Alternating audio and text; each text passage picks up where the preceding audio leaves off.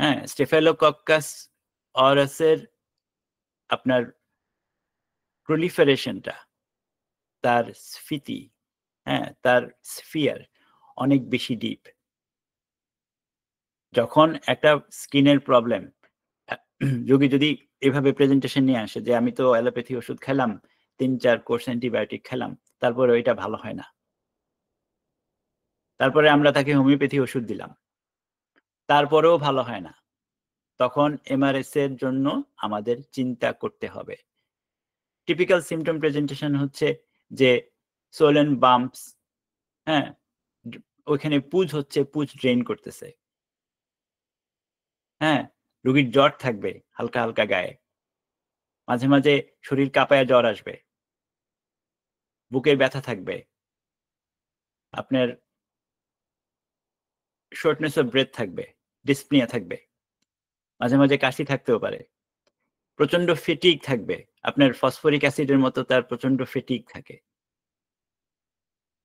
একটু একটু একটু একটু রেস্ট নিলে, একটু একটু ঘুমাইলে, 15-20 মিনিট আধা ঘন্টা ঘুমাইলে তার একটু ভালো লাগে, আবার তার ফেটিক দেখা দেয়। এটা হচ্ছে টিপিক্যাল ফসফরিক অ্যাসিডের ফেটিক, খুব টিপিক্যাল প্রেজেন্টেশন ফসফরিক অ্যাসিডের, তাই না?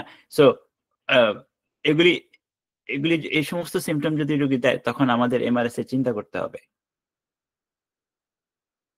হ্যাঁ, তারপরে বিভিন্ন ধরনের জেনারেলি সে খুব খুব দুর্বল ফিল করবে, খুব মনে হবে তার শরীরটা ভালো না। এই ছোট্ট একটা লিজেনের জন্য তার কাছে মনে হবে যে তার শরীরটা ভালো না। সো এটা এই সমস্ত সিমটমের আমাদের খোঁজ করতে হবে। সিমটম রোগী বলার আগে আমাদের সিমটম খোঁজ করতে হবে, তার ভিতরে সিমটম খোঁজ করতে হবে। আর রোগী যদি বলেই দেয় তাহলে তো হইলই, কিন্তু আমাদের সিমটম খোঁজ করতে হবে। প্রবলেম কি, এই স্কিন ডিসঅর্ডার আজকে থেকে 20 বছর আগে যেরকম প্রেজেন্টেশন ছিল, এখনো ওই প্রেজেন্টেশনই কিন্তু আছে, কিন্তু ফ্রিকোয়েন্সি চেঞ্জ হয়ে গেছে। কারণ আমাদের সোসাইটিতে আপনার মানে ড্রাগ ইউজের জন্য, অ্যান্টিবায়োটিক ইউজের জন্য, উইক ইমিউন সিস্টেমের জন্য, তারপরে বিভিন্ন ধরনের মানে যেগুলি ডিজায়ার জিনিস না, আমাদের হসপিটালগুলি এত পরিষ্কার না, আমাদের ডাক্তারের অফিসগুলি এত পরিষ্কার না, নার্সিং হোমগুলি এত পরিষ্কার না, আমাদের কলেজ ইউনিভার্সিটির এনভায়রনমেন্ট এখন আগের মতো এত পরিষ্কার না, মানুষের আমাদের নেচার অনেক কিছু চেঞ্জ হয়ে গেছে। এই কারণে রোগের ফ্রিকোয়েন্সি বেড়ে গেছে, এই ধরনের খারাপ রোগের ফ্রিকোয়েন্সি অনেক বেশি বেড়ে গেছে। তো এই ধরনের সিমটম আমাদের খোঁজ করতে হবে। তো আমরা আসি, এবার আমরা হোমিওপ্যাথির লাইনে কি দেখব? কনস্টিটিউশনাল রেমেডি এমআরএস এর জন্য খুব বেশি ইম্পর্টেন্ট, খুব বেশি ইম্পর্টেন্ট একটা কনস্টিটিউশনাল রেমেডি, সেটা যেটাই হোক, একটা কনস্টিটিউশনাল রেমেডি পেশেন্টের লাগবেই লাগবে, মানে এটার সাথে কোনো রকম মানে কম্প্রোমাইজ নাই। অন্যান্য রেমেডি যদি আমরা চিন্তা করি, বেলেডোনা, এটা ক্লিনিক্যাল রিসার্চ থেকে আমি খুঁজে পাইছি যে বেলেডোনা যদি লো পোটেন্সিতে দেওয়া যায়, 6 অথবা 30 সিতে যদি দেওয়া যায়, তাহলে এমআরএস এর গ্রোথ ইনহিবিট করতে পারে। হিপারসালফ এবং সিলিকা, আমাদের আগের একটা ডিসকাশনে এটা আমি বলছিলাম যে সিলিকা লো পোটেন্সিতে ড্রেইন করে, হাই পোটেন্সিতে অ্যাবজর্ব করে। হিপারসালফ যদি 6সিতে সিলিকা যদি 6সিতে ইউজ করা যায়, তাহলে সিগনিফিক্যান্টলি এমআরএস এর গ্রোথ রিডাকশন হয়। হিপারসালফ লো পোটেন্সিতে ইউজ করলে মানে পাস ড্রেইন করবে, পুজকে সে ড্রেইন করবে, ফ্লুইডকে ড্রেইন করবে। এটা কিন্তু ঠান্ডা সর্দি লাগার জন্য কিন্তু সেম। তো এই দুইটা ওষুধ হোমিওপ্যাথির এমআরএস এর গ্রোথ ইনহিবিশনের জন্য খুব বড় মাইনে রাখে, ইনক্লুডিং বেলেডোনা।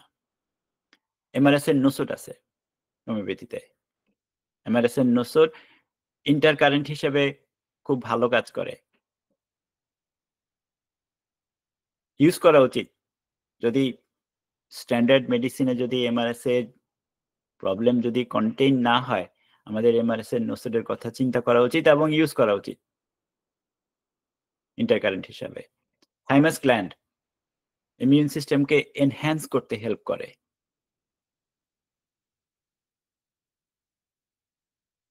হুম, তারপরে অ্যানথ্রাক্সিনাম, পাইরোজিনিয়াম, ভেরিওলিনাম 30, 200, 1000 পাওয়ারে ভালো রেজাল্ট এমআরএসএ তে দেয়। পাইরোজিনিয়াম দেয় যদি সেপটিক ফিভারের দিকে পেশেন্ট যায়। অ্যানথ্রাক্সিনাম দেয় কাজ করে যখন ওই জায়গাটার ভিতরে প্রচন্ড রকমের ক্ষয় দেখা দেয়। ক্ষয় কি? টিস্যু ক্ষয় দেখা দেয়। টিস্যু পচে যাচ্ছে। Same with variolinum. Staphylococcinum basically intercurrent হিসাবে এমআরএস এর অলমোস্ট সব কেসের জন্য ইম্পর্টেন্ট। স্পেশালি যেখানে সেপ্টিসিমিয়া থাকে। স্যাকারাম স্যাকারাম যাদের এমআরএস এ থাকে এবং ডায়াবেটিস থাকে এট the same time. Diabetes control করার জন্য লো পোটেন্সিতে স্যাক্রামের ইউজ খুব ভালো। এই জিনিসটাকে আমরা এইভাবে চিন্তা করি যে ডায়াবেটিস মানে বাংলা কথায় বলতে গেলে হবে যে রক্ত মিষ্টি হয়ে যাওয়া। রক্ত মিষ্টি হয়ে গেলে কিন্তু ব্লাড পয়জনাস হয়ে যায়। আপনারা খেয়াল করে থাকবেন, এটা আপনারা নোটিস করছেন কিনা জানি না, যাদের রক্ত বেশি মিষ্টি তাদেরকে মশা বেশি কামড়ায়।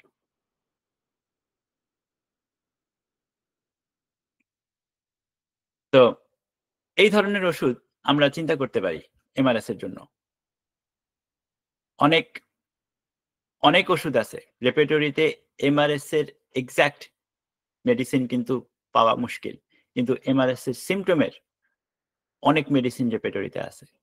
কিন্তু ইন জেনারেল এই ওষুধগুলি আমাদের মনে রাখা উচিত। আপনাদের প্রশ্ন শোনার জন্য অনেক সময় আছে, ইনশাল্লাহ আশা করি উত্তর দিতে পারবো। ইম্পেটাইগো সাধারণত বাচ্চাদের হয়।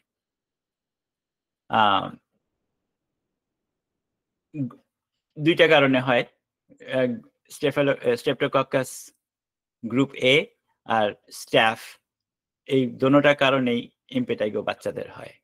ইম্পেটাইগো সাধারণত দুইটা পার্ট ইম্পেটাইগোর থাকে।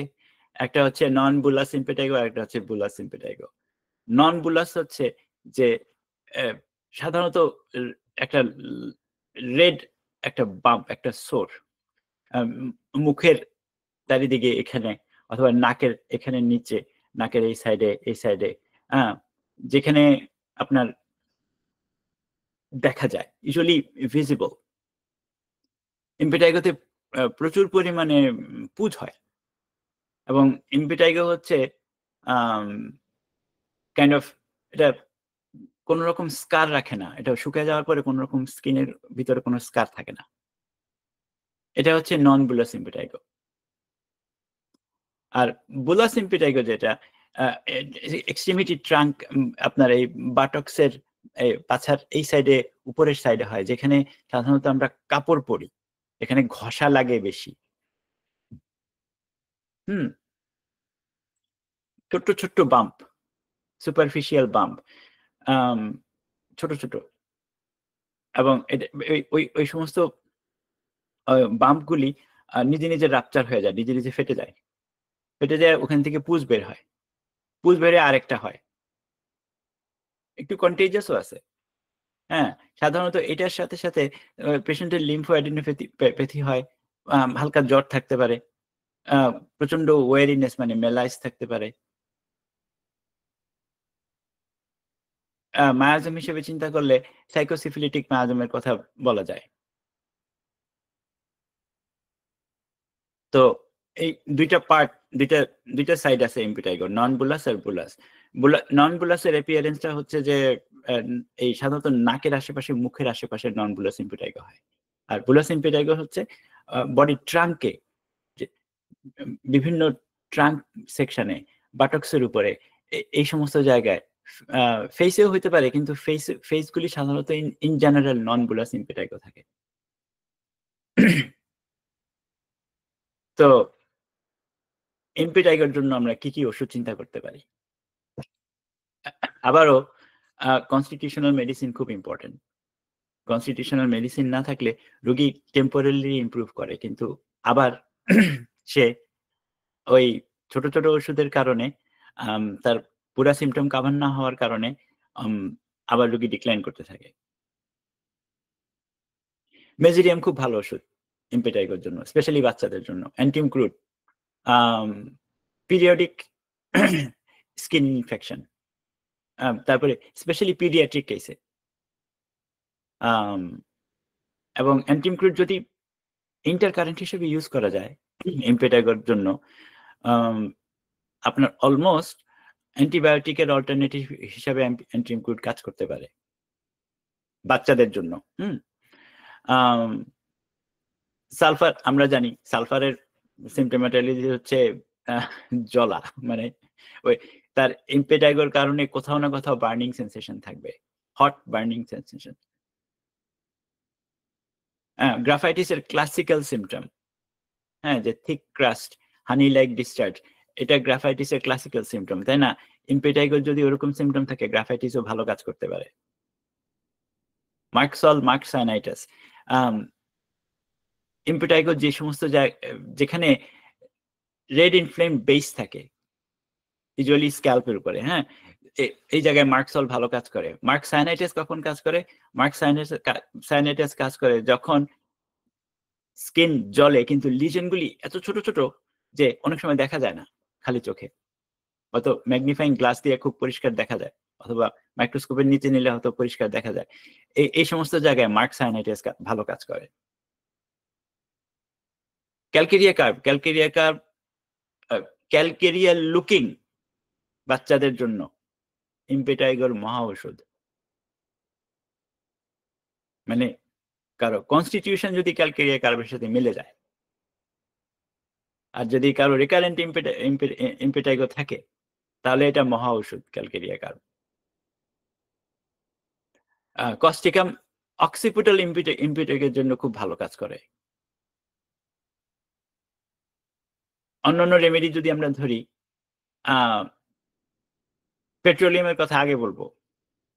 পেট্রোলিয়াম এমন একটা ওষুধ, মানে পেট্রোল এমন একটা মিনারেল, যে আপনার পেট্রোল দিয়ে যদি কোনো কিছু পরিষ্কার করেন, কখনো ওইখানে কোনো রকম ইমপ্রিন্ট থাকে না, কোনো রকম ফিল্ম ওখানে থাকে না।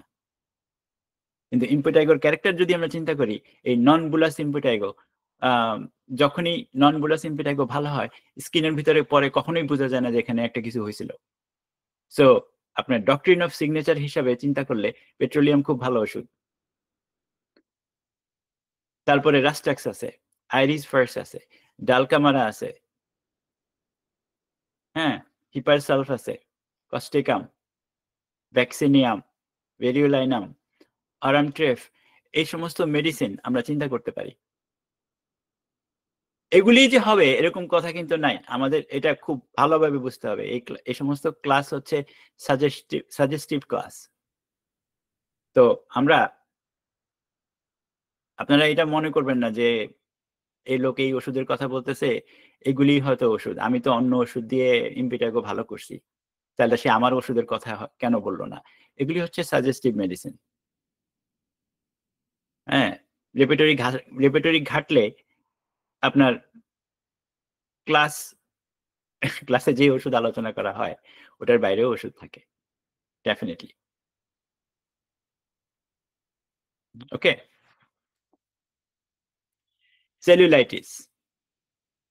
সেলুলাইটিস হচ্ছে one of the most painful জিনিস। কারণ সেলুলাইটিস একবার আমার হয়েছিল, এইখানে হয়েছিল চোখের, অরবিটাল সেলুলাইটিস। আমি তখন হোমিওপ্যাথি বুঝতাম না, অনেক বছর আগের কথা, এখানে হয়েছিল। চোখটা ফুলে আমার এত বড় হয়ে গেছিল, সকালবেলা একদিন উঠে দেখি এত বড় হয়ে গেছে।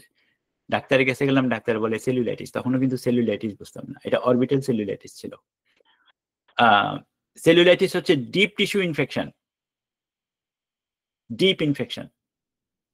যেখানে tissue itself is under inflammation, প্রত্যেকটা টিস্যুর ভিতরে ইনফ্লেমেশন।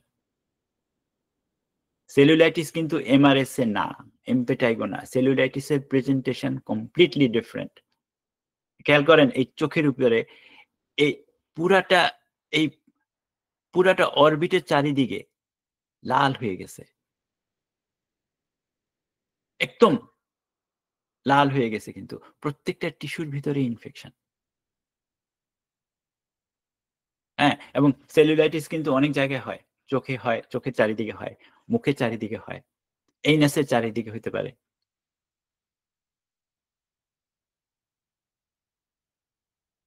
হুম, এখন সেলুলাইটিসের রিস্ক ফ্যাক্টর কি কি? আমরা কি কি চিন্তা করতে পারি? সেলুলাইটিস হতে পারে, এ এ সবচেয়ে বেশি সেলুলাইটিস হয় আপনার এই পোকায় কামড় দিলে। পোকায় কামড় থেকে অনেক বেশি সেলুলাইটিস হয়। ইভেন কি ইভেন কি ইভেন কি ছারপোকা আছে না আমাদের দেশে? এই ছারপোকায় কামড় দিলে অনেক বেশি সেলুলাইটিস হয় অনেকের। আচ্ছা, তারপরে আম আ ভাস্কুলার ডিজিজ থাকলে, ভেইনের ভিতরে কোন রকম ডিজিজ থাকলে সেলুলাইটিস হওয়ার পসিবিলিটি থাকে। তারপরে বিভিন্ন ধরনের আলসার থাকলে সেলুলাইটিস ফর্ম করতে পারে ওইখান থেকে। ওইখান থেকে ফর্ম করতে পারে। এটা একটা ট্রানজিশনাল একটা একটা আলসার ট্রানজিশন করে সেলুলাইটিস এ চলে যেতে পারে। অনেক বেশি স্টেরয়েড ইউজ করে যেখানে ইমিউন সিস্টেম সাপ্রেস হয়ে যায়, ওইখানে সেলুলাইটিস হওয়ার পসিবিলিটি থাকে ওই ধরনের মানুষের বেশি। সার্জিক্যাল উন্ড থেকে সেলুলাইটিস হতে পারে।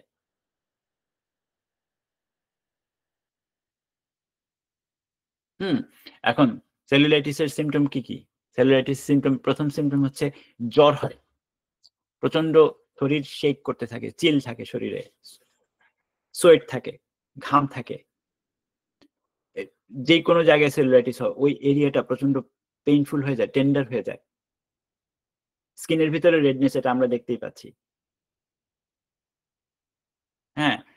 এটা কিন্তু খুব ফাস্ট শুরু হয়। সেলুলাইটিস এর প্রেজেন্টেশনটা কিন্তু খুব কুইক। একদম ধরেন উইদিন 24 আওয়ার্স এর ভিতরে সেলুলাইটিস ডেভেলপ করে সব জায়গায় ফুইলা-ফাইপা একদম বাজে অবস্থা, আ একটা মানে খুবই একটা আনম্যানেজেবল একটা কন্ডিশন ক্রিয়েট হয়। এবং সেলুলাইটিস খুব মানে স্কিন খুব গ্লসি হয়ে যায়। কারণ এখানে স্ট্রেচ পড়ে তো, এই স্কিন খুব গ্লসি হয়ে যায়। টাইট হয়ে যায়। মানে শক্ত লাগে দেখতেই। প্রচন্ড ওয়ার্ম, মানে খুব গরম থাকে স্কিনের আশেপাশে। বেলেডনের মতো অনেকটুকু মানে গরম লাগে, টাচ করলে গরম লাগে। আমি জানি, কারণ আমার একবার হয়েছিল তো অনেক আগে। অনেকের বমি হয় সেলুলাইটিস এর সাথে। নজিয়া থাকে, বমি থাকে। তো এটা এটা টিপিক্যাল সেলুলাইটিস এর সিম্পটম। সেলুলাইটিস যদি মানে যদি আ আপনি মনে করেন যে সেলুলাইটিস আমি হোমিওপ্যাথিতে কন্ট্রোল করতে পারতেছি না। Specially orbital cellulitis.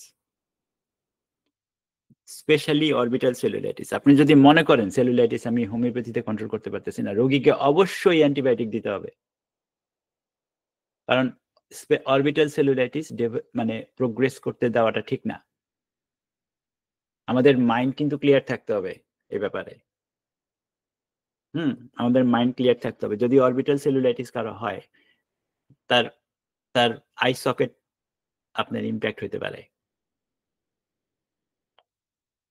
So homeopathy তখন কমপ্লিমেন্টারি অ্যাপ্রোচ এ অনেক সময় হোমিওপ্যাথিতে যাইতে হয়। যদি আমরা মনে করি যে এই সেলুলাইটিস হোমিওপ্যাথি ওষুধে যাচ্ছে না, এবং মানে এটা কিন্তু ১ সপ্তাহ ওয়েট করলে আমি মনে করি যে এটা ঠিক না। ১-২ দিনের পরে যদি মনে হয় যে সেলুলাইটিস ঠিক হচ্ছে না হোমিওপ্যাথিতে, তাহলে অ্যালোপ্যাথির অ্যাপ্রোচ এ যাওয়া আমাদের উচিত। মায়াজম হিসেবে চিন্তা করলে আমি বলব এটা সাইকোসিফিলিটিক মায়াজম। কেন? কারণ সেলুলাইটিস টিস্যু ডিস্ট্রাকশন করে। Slow destruction. এই যে হাতের ভিতরে এই যে আর্মের ভিতরে সেলুলাইটিস, ও ভিতরের দিকে কিন্তু বাড়তেছে, ও সামনের দিকে কিন্তু তার কোনো প্রেজেন্টেশন নাই, ফুলতেছে, একটু ফুলছে, ভিতরের দিকে বাড়তেছে। যখনই যে কোনো মানে ব্যাকটেরিয়াল যে কোনো স্কিন ডিসঅর্ডারে যখন জ্বর থাকে, যখন ফিভার থাকে, চিল থাকে, সোয়েট থাকে, তখন বুঝতে হবে যে ইন্টারনাল অর্গানের উপরে প্রেশার আসতেছে, স্পেশালি হার্টের উপরে প্রেশার আসতেছে। আমাদের মাথায় রাখতে হবে।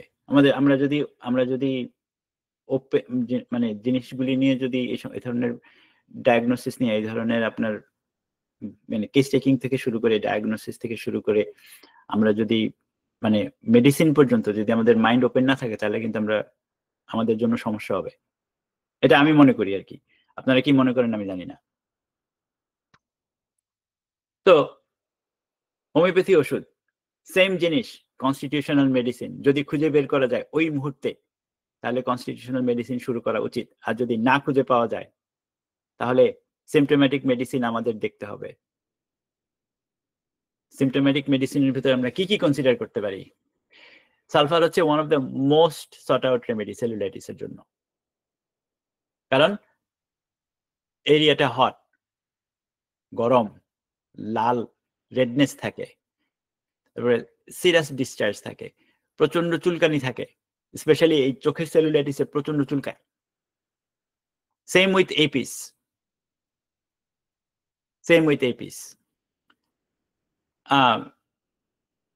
লাল কালারের, হট, সোয়েলিং থাকে। এপিসে কোনো ডিসচার্জ হয় না, কিন্তু সালফারে অনেক ডিসচার্জ থাকে। এপিস ঠান্ডা জিনিস, ঠান্ডা পানি দিলে ভালো লাগে, এটা তো আমরা সবাই জানি। পেরি অরবিটাল সেলুলাইটিসের জন্য এপিস খুব ভালো ওষুধ।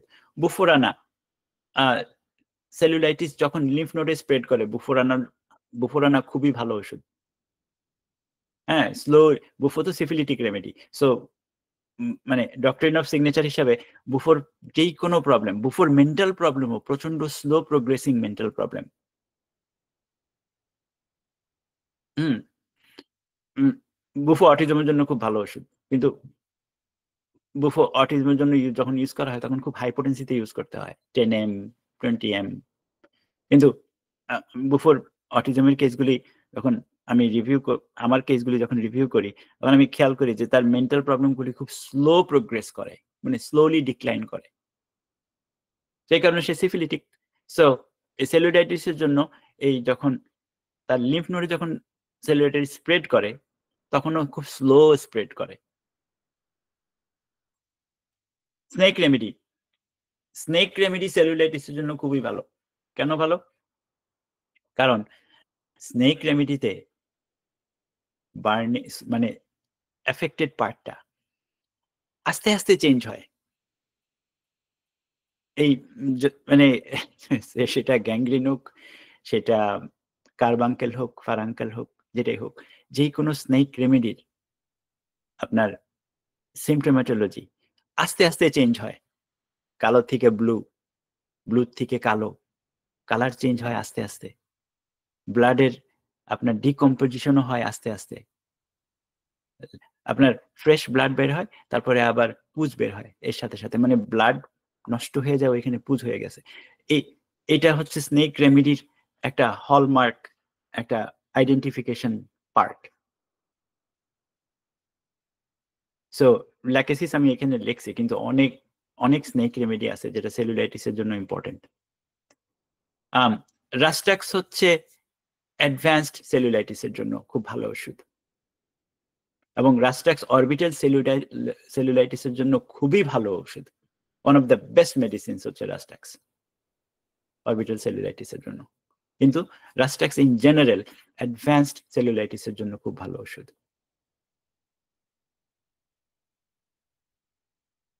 পাইরোজেনিয়াম আমরা তখনই চিন্তা করতে পারি যখন সেলুলাইটিস আপনার আস্তে আস্তে সেপটিক স্টেটের দিকে যেতে থাকে।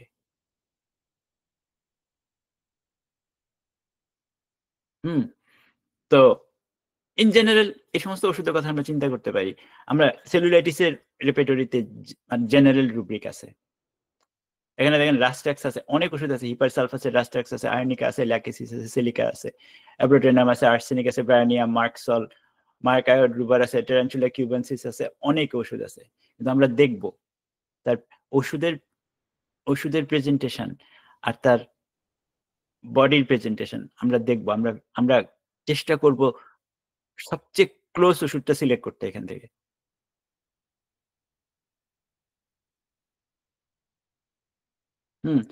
সেলুলাইটিস বডির অন্যান্য জায়গায় তেমন ডিফিকাল্ট, মানে তেমন ডেঞ্জারাসলি প্রেজেন্ট করে না, যতটুকু সে চোখের উপর প্রেজেন্ট করে।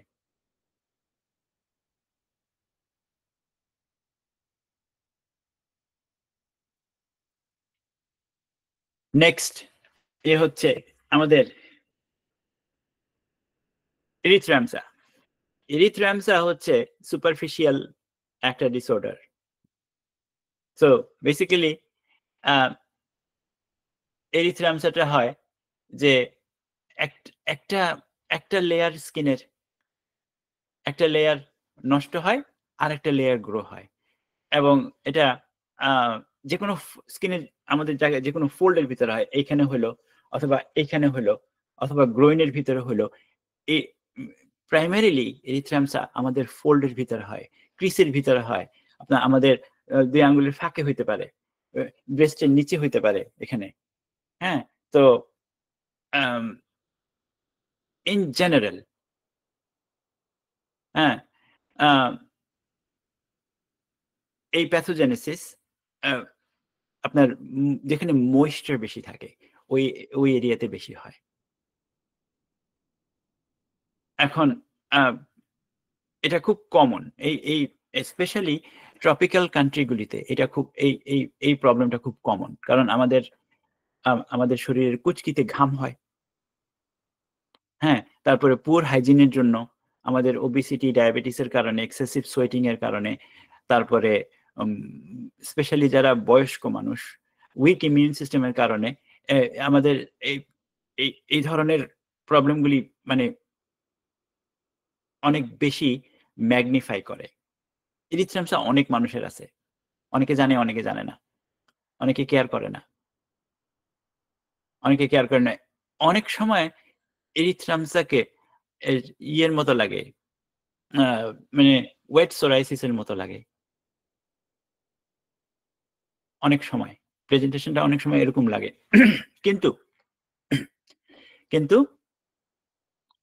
আপনার হচ্ছে এরিথ্রামসার হলমার্ক ইন্ডিকেশন হচ্ছে যে স্কিন সে একটা লেয়ার, এই উপরের ছবিটার মতো এই একটা লেয়ার কাইন্ড অফ ডিসওরিয়েন্টেড হয়ে যায়। তারপরে আবার ওইখানে নতুন একটা লেয়ার ক্রিয়েট হয়।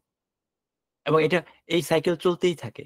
On and of, on and of চলতেই থাকে। এপিডার্মিসের এই এই এই সাইকেলটা এই এই ট্রানজিশনটা চলতেই থাকে। ইউজুয়ালি আমাদের এপিডার্মিস about 28 ডেইজ থেকে 30 ডেইজ এর ভিতরে আমাদের একটা স্কিনের লেয়ার চেঞ্জ হয়। এটা এত স্লো আমরা কেউ বুঝি না।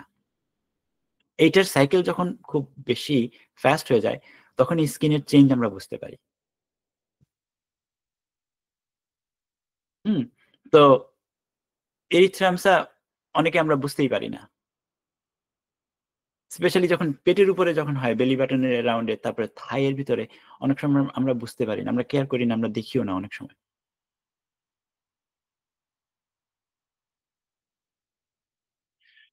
যদি আমরা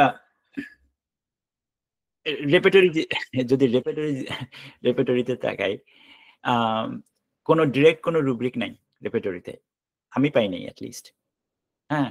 তো আমি এটাকে রিলেট করি আম স্কিন ইরাপশন, র‍্যাশ, রেড, ওইভাবে আমি এটাকে রিলেট করতে চেষ্টা করি আরকি।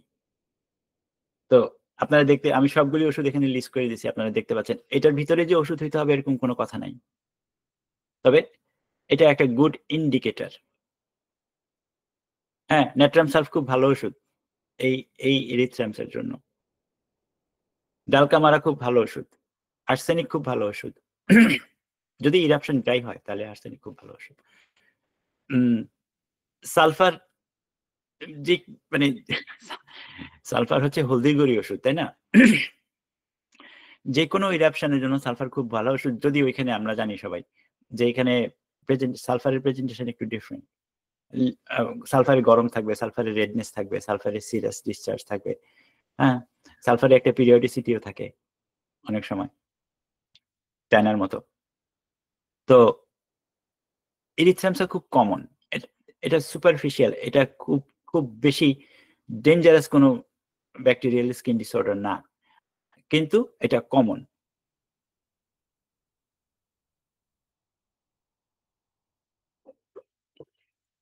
নেক্সট হচ্ছে নেইল ইনফেকশন, নেইলের আশেপাশে ইনফেকশন। পেরানিচিয়া, দেখুন পেরানিচিয়া নেইলের আশেপাশে হয়, ফোল্ডের ভিতরে হয়, এখানে এই ফোল্ডের ভিতরে হয়, নেইলের চারিদিকে হয়।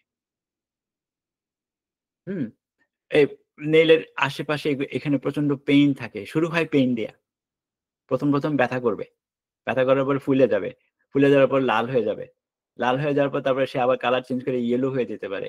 এই কিউটিকলের নিচে আস্তে আস্তে লাল হয়ে যাবে। অনেকে বলে যে নখ বসে গেছে, নখ কাটার সময় নখ ঠিক মতো কাটে নাই, নখের কোনাগুলি বসে গেছে।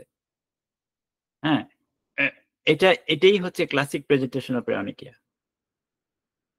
ইউজুয়ালি এটা স্ট্যাফ ইনফেকশন, অনেক সময় ইস্ট এটার সাথে মিক্স হয়। যাদের আপনার ক্যান্ডিডা মানে ক্যান্ডিডার ওভারগ্রোথ থাকে জিআই ট্র্যাক্টের ভিতরে, ক্যান্ডিডার যাদের ওভারগ্রোথ থাকে, এদের এই ব্যাকটেরিয়াল ইনফেকশন হওয়ার পসিবিলিটি বেড়ে যায়। ক্যান্ডিডার ওভারগ্রোথ থাকলে ব্যাকটেরিয়াল ইনফেকশন হওয়ার পসিবিলিটি বেড়ে যায়। তো এই ধরনের রোগীদের স্পেশালি এই যাদের নখের প্রবলেম বেশি, এদের কেস টেকিং এর সময় এদের পেটের হিস্ট্রি নেওয়াটা ভালো, মানে বুঝার জন্য। সাধারণত যারা হাত বেশি ইউজ করে, হাতের আঙ্গুল বেশি ইউজ করে, ঘরের ভিতরে যারা ঘরের কাজ করে, যারা কাজের লোক, তারপরে ঘরের মহিলারা যারা হাত বেশি ইউজ করে, কাপড় ধুচ্ছে, রান্না করতেছে, বিভিন্ন জায়গায় পরিষ্কার করতেছে,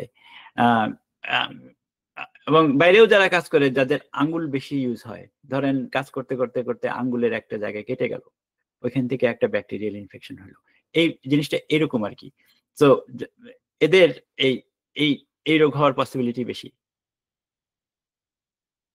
আবার অনেক সময় আঙ্গুল বেশি ইউজ করার ফলে এখানে ব্লাড সার্কুলেশন কমে যায়, এই কোনাগুলির ভিতরে ব্লাড সার্কুলেশন কমে যায়, কারণ আমরা সবসময় যখন হাত ইউজ করি তখন আঙ্গুলগুলি একটা সার্টেন অ্যামাউন্ট অফ প্রেসারে থাকে, ওখানে ব্লাড সাপ্লাই কম হলে ওইখানে ওইটা আবার একটা পসিবিলিটি ক্রিয়েট হয় পুয়ার সার্কুলেশনের জন্য।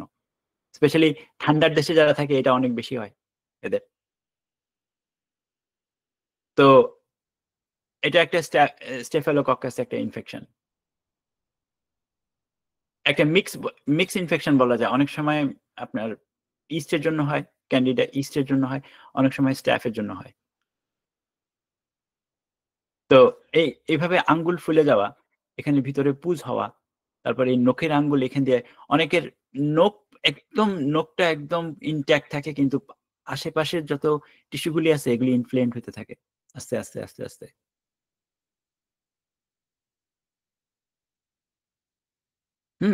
তো এটা হচ্ছে এই রোগের প্রেজেন্টেশন, এবং আস্তে আস্তে এখানে ক্ষয় দেখা দেয়, মাসেল এই টিস্যুগুলি আস্তে আস্তে নষ্ট হয়ে যায়, নষ্ট হয়ে যায় একটা বড় গর্তের মতো হয়ে যায়। ছোটখাটো এই খেয়াল করেন এখানে একটা একটা এখানে একটা ডেন্ট ক্রিয়েট হয়েছে, এই যে আমার মাউস যেই জায়গাটায়, এখানে একটা ডেন্ট ক্রিয়েট হয়েছে। সো এই প্যারানিকিয়া একটা মানে খুবই খুবই কমন একটা ডিজিজ, যেখানে যে সমস্ত দেশে শীত বেশি, বুড়া মানুষদের অনেক হয়। আমার একটা রোগী আছে ৮৭ বছর বয়স, কনজেস্টিভ হার্ট ফেলিওরের, এর এই রোগ হয়েছিল। এবং আমি কিন্তু ১ম ৩-৪ দিন বুঝি নাই যে ওর প্যারানোকিয়া হয়েছে। পরে আমার কাছে হঠাৎ করে আমার মনে হইছে যে, তো প্যারানোকিয়াও থাকতে পারে। কারণ ওর তো ও অলরেডি ইমিউনো কম্প্রোমাইজড। ওর হার্ট ভ্যালভ একটা হার্ট ভ্যালভ মানে কমপ্লিটলি হয়তো 20% কাজ করে, এরকম। তো বুড়া মানুষদের হয়। বেলেডোনা খুব ভালো ওষুধ প্যারানোকিয়ার জন্য। অ্যাকিউট স্টেজের জন্য বেলেডোনা খুব ভালো ওষুধ। হ্যাঁ? সেম জিনিস, সেম প্রেজেন্টেশন, রেডনেস থাকবে, হিট থাকবে, টেন্ডারনেস থাকবে বেলেডোনাতে। বেলেডোনার সিম্পটম গলার ভিতরে যেরকম এখানেও কিন্তু সেম। কোন রকম চেঞ্জ নাই কিন্তু। মানে সিম্পটম সেম প্রেজেন্ট করতে হবে ওষুধ। ইনটেন্স পেইন থাকে। আঙ্গুলের ভিতরে মনে হয় কি যে আম আঙ্গুলের ভিতরে যে ওই যে মৌমাছি হুল ফুটাইলে যেরকম ইয়ে হয়, পেইন হয়, ওরকম পেইন হয়। হ্যাঁ, সেম উইথ এপিস। এই মৌমাছি হুল ফুটাইলে আঙ্গুলের ভিতরে যেরকম হয় না? এপিসের এক্সাক্ট সিম্পটম গুলি এই প্যারানোকিয়া থাকে। কিন্তু এপিসে কোনো ডিসচার্জ হয় না। হ্যাঁ? হিপার সালফেট তখনই লাগে যখন ঐখানে আপনার পুজ জমা হয়। যখন পুজ ড্রেইন করার জন্য লো পোটেনসি তে হিপার সালফ খুবই ভালো ওষুধ। হুম?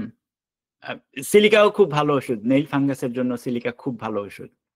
কিন্তু একটা কথা কি আমাদের মনে রাখা উচিত, আমি মনে করি, আপনাদের কি মনে হয় আমি জানি না। সিলিকা দেওয়ার আগে মেক সিউর করতে হবে যে রোগীর শরীরে কোন ধরনের ইমপ্ল্যান্ট নাই। ফরেন কোনো ইমপ্ল্যান্ট নাই। সিলিকা কিন্তু মানে আমি এরকমও হইছে যে ইলিশ মাছ খাইয়া কাঁটা বাইর হয় না ৫ দিন হইছে। সিলিকা 12x ৪ ডোজ খাওয়ানোর পরে কাঁটা চলে গেছে। সিলিকা এত পাওয়ারফুল মেডিসিন বাইরের ফরেন বডিকে বের করে দেওয়ার জন্য। তো সিলিকা দেওয়ার আগে একটু সাবধান থাকতে হবে আমাদের। যাই হোক, সিলিকা নেইল ফাঙ্গাসের জন্য খুব ভালো ওষুধ। যেখানে আপনার পুঁজ থাকবে, ইনফেকশন থাকবে। হুম? মাইস্টিকা সেভিফেরা হচ্ছে টেকনিক্যালি আ যদি প্রাণীকে যদি ইনজুরি থেকে হয়, হ্যাঁ? তখন মাইস্টিকার কথা চিন্তা করতে পারি আমরা। মাইস্টিকা কিন্তু সাপোরেশন মানে এনহান্স করার জন্য মানে সাপোরেট করে বের করার জন্য বের করে দেওয়ার জন্য খুব ভালো ওষুধ। ইভেন হিপারসালভ থেকেও ইফেক্টিভ মেডিসিন হচ্ছে মাইস্টিকা যদি ওইখানে অনেক সাপোরেশন থাকে। ওকে?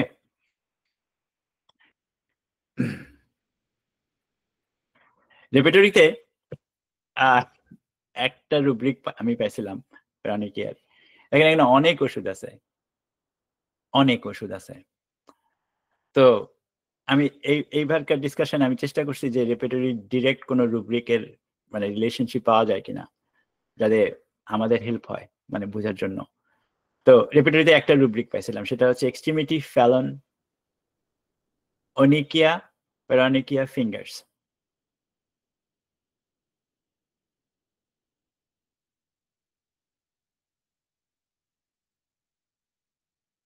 এবার আমরা আসি ইন্টারেস্টিং একটা ব্যাকটেরিয়াল স্কিন প্রবলেম ফলিকুলাইটিস। এখন ফলিকুলাইটিস ফলিকুলাইটিসের নামই হচ্ছে ফলিকিউল থেকে শুরু হয়। সোজা কথা। ফলিকুলাইটিস ফলিকিউল থেকে শুরু হয়। এই আমার ডান দিকে আমার মাউস যেখানে এটা হচ্ছে একটা নরমাল হেয়ার ফলিকিউল। এটা যদি আমরা যদি ভার্টিক্যালি ডাইসেক্ট করি, আমরা দেখতে পাই এটা হচ্ছে নরমাল হেয়ার ফলিকিউল। হ্যাঁ? এখন ফলিকুলাইটিস শুরু হয় উপর থেকে। আমার মাউস যেখানে এইখান থেকে ফলিকুলাইটিস শুরু হয়। এটা শুরু হয়ে নিচের দিকে যায়। এখন উপর থেকে যখন শুরু হয় এইখানে পাস জমে। শুরু হয় এইখানে। আস্তে সে নিচের দিকে যায়। নেক্সট পিকচারে আস্তে ডিপ এর দিকে যায়। এটা হচ্ছে ডিপ ফলিকুলাইটিস। এটা হচ্ছে ডিপ ফলিকুলাইটিস। কারণ সে উপর থেকে এখানে শুরু হয়েছিল। শুরু হয়ে নিচের দিকে আস্তে যাচ্ছিল। তো এটা হচ্ছে ডিপ ফলিকুলাইটিস। হ্যাঁ? তো এবার আমরা ছবিতে যদি আসি, এই যে গলার ভিতরে ফলিকুলাইটিস দেখতেছেন, এই প্রত্যেকটা হলো লোমকূপের গোড়ায়, গোড়ায়। ফলিকুলাইটিস চিন্তা করার সময় একটাই চিন্তা করতে হবে যে লোমকূপের গোড়ায়, গোড়ার থেকে শুরু হয়। এই শরীরের যেকোনো জায়গায় হইতে পারে। স্পেশালি আর্মপিট এ বেশি হয়। হ্যাঁ? এই আর্মপিটের এই জায়গাটা বেশি হয় ফলিকুলাইটিস। তারপরে হইয়া এইখানে এরকম সাদা, সাদা পুঁজ হয়। ব্রণের মতো দেখা যায় অনেক সময় ফলিকুলাইটিস। হুম? ফলিকুলাইটিস কিন্তু ফাঙ্গাল ফলিকুলাইটিসও আছে। ফলিকুলাইটিস আবার প্রবলেম আছে। ফলিকুলাইটিস স্ট্যাফ ফলিকুলাইটিসও আছে, ফাঙ্গাল ফলিকুলাইটিসও আছে। এখন ফাঙ্গাল ফলিকুলাইটিস এবং আপনার স্ট্যাফ ফলিকুলাইটিস আমরা কিভাবে ডিফারেনশিয়েট করব? ফাঙ্গাল ফলিকুলাইটিসে ইন জেনারেল রোগীর পেটের প্রবলেম থাকে। যেকোনো যেকোনো যেকোনো ফাঙ্গাল প্রবলেমে রোগীর কিছু না কিছু পেটের ইন্ডিকেশন পাওয়াই যায়। কিছু না কিছু পেটের প্রবলেম, ডাইজেশন এর প্রবলেম। হ্যাঁ? তার মহিলা থাকলে মানে রোগী যদি ফিমেল হয়, তার তার ইউরিনেশন এর ভিতরে তার ইউটিআই এর অন অ্যান্ড অফ প্রবলেম হয়তো এটা কিছু না কিছু ইন্ডিকেশন ওই ফাঙ্গাস এমন এক জিনিস যে সে বডির অন্য কোনো জায়গায় কিছু না কিছু ইন্ডিকেশন সে রাইখেই যাবে। ওইটা আমাদের ঐখান থেকে অ্যানামনেসিস করে মানে আমাদের মানে যদি গেস করতে হয়, যদি আপনার উম দ এটাকে যদি আন্দাজও করতে হয়, তাহলে ওইভাবে আন্দাজ করে বের করে আনার চেষ্টা করতে হবে। তো এই যে উপরের গলার ছবিটা এটা সরি উপরের গলার ছবিটা এটা বিগিনিং অফ ফলিকুলাইটিস। এই নিচের আর্মপিটের ছবিটা এটা এটা হচ্ছে অ্যাডভান্সড ফলিকুলাইটিস। দেখেন এখানে কোনো পাস নাই মানে পুঁজ নাই। পুঁজ নাই। পুঁজ হয়তো ছিল তার আগের থেকে কিন্তু পুঁজ বের হয়ে এখন এটা স্প্রেড করছে বিভিন্ন জায়গায়। আর ডান দিকের যে ছবিটা এখানে ফলিকুলাইটিস মাত্র শুরু হচ্ছে। দেখেন এখানে প্রত্যেকটা লোমকূপ বোঝা যাচ্ছে। হ্যাঁ? এখানে প্রত্যেকটা লোমকূপ বোঝা যাচ্ছে। সো এটা হচ্ছে ফলিকুলাইটিস এর খুব কমন প্রেজেন্টেশন।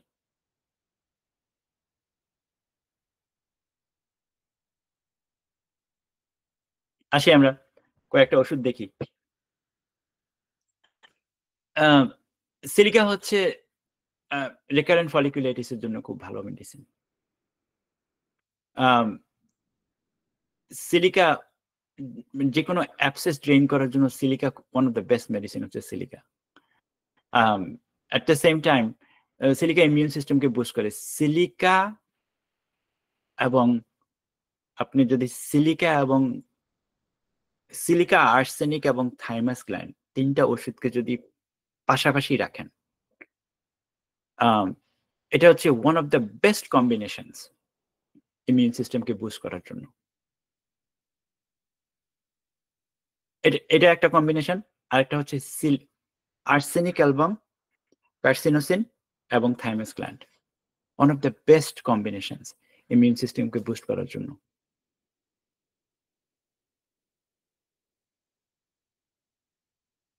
ক্যালকেরিয়া সালফ হচ্ছে গরম ওষুধ। খুবই হট মেডিসিন ক্যালকেরিয়া সালফ।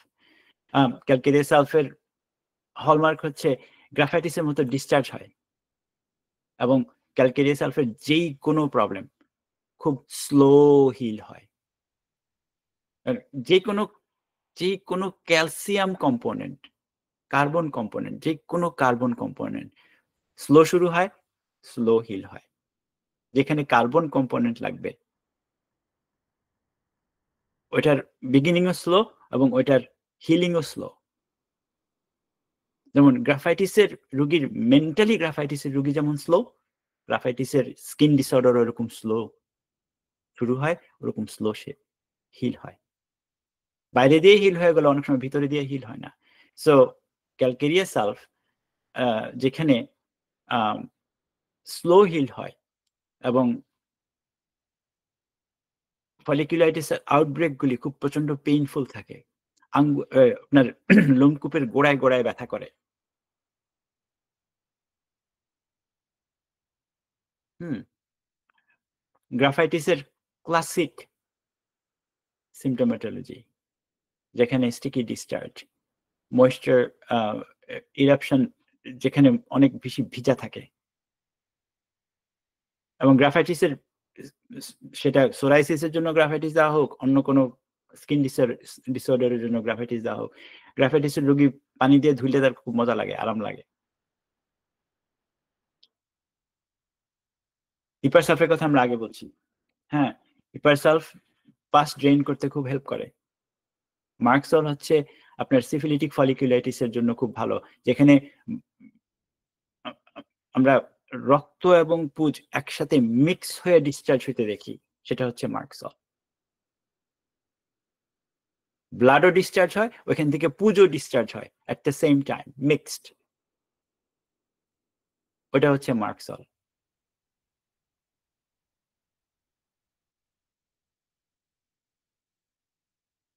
মেজেরিয়াম, মেজেরিয়ামের প্রেজেন্টেশন হচ্ছে অনেকটা আপনার গ্রাফাইটিস প্লাস ক্যালকেরিয়া সালফের মিক্সড প্রেজেন্টেশন। মেজেরিয়ামে ক্রাস থাকে, থিকনেস থাকে গ্রাফাইটিসের মতো, এট দ্য সেম টাইম সালফারের মতো, ক্যালকেরিয়ার মতো প্রচন্ড চুলকানি থাকে।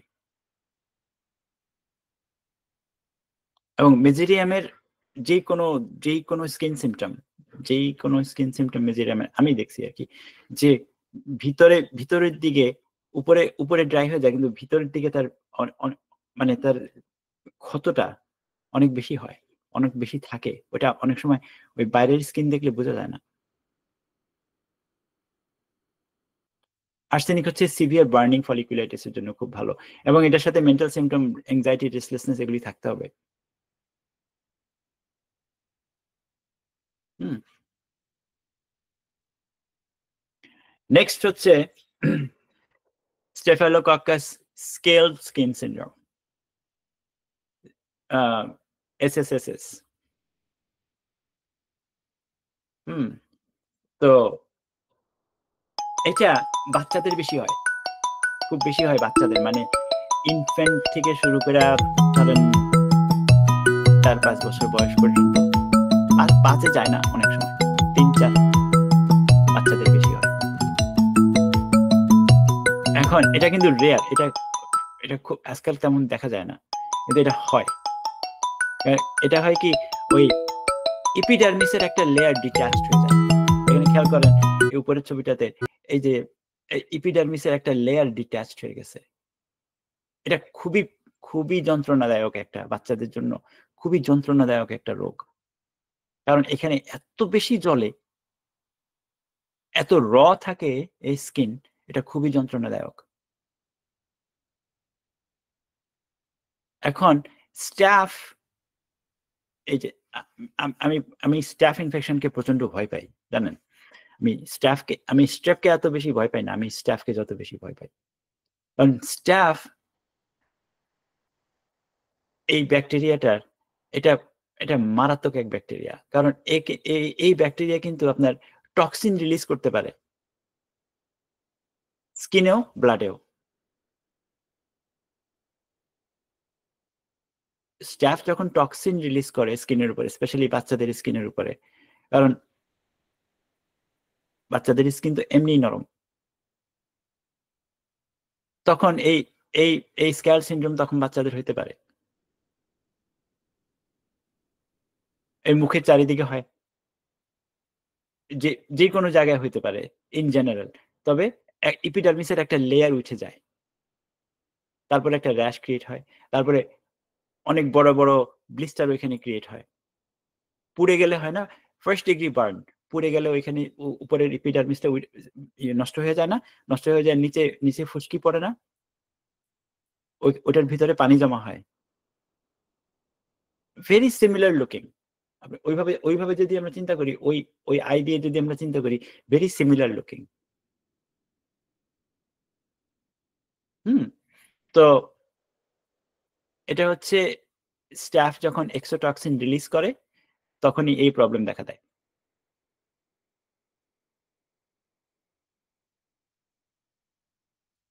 যেখানে ফ্রিকশন হয়, এই যে বাটক্সের এই জায়গায় যেখানে ফ্রিকশন হয়, যেখানে গ্রোইনের ওই জায়গায়, ওইখানে এই এই এই এসএসএস হইতে পারে। এখানকার এর ফ্লুইড আপনার ক্লাউডিও হইতে পারে, ক্লিয়ারও হইতে পারে। হ্যাঁ, ব্লিস্টারগুলি রাপচার হয়ে যায় এপিডার্মিসের উপরে। হ্যাঁ, পিল অফ করে নিয়ে আসা যায়। হ্যাঁ, হাত দিয়ে ঘষা দিলে আপনার এক্সফোলিয়েট করে। এখন কমপ্লিকেশন কি? কমপ্লিকেশন হচ্ছে এখানে একটা স্কার ক্রিয়েট হয়। এখানে বডি ফ্লুইড লুজ হইতে পারে। স্পেশালি বাচ্চাদের জন্য খুব ইম্পর্টেন্ট। হাইপোথার্মিয়া হইতে পারে। এপিডার্মিস যদি নষ্ট হয়ে যেতে থাকে, আমাদের বডির টেম্পারেচার কন্ট্রোল করে রাখা কষ্ট হয়ে যায়।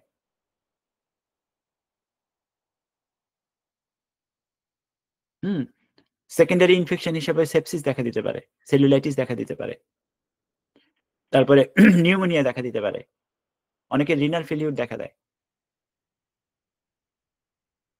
তো এগুলি হচ্ছে এটার প্রাইমারি স্টেজের কমপ্লিকেশন।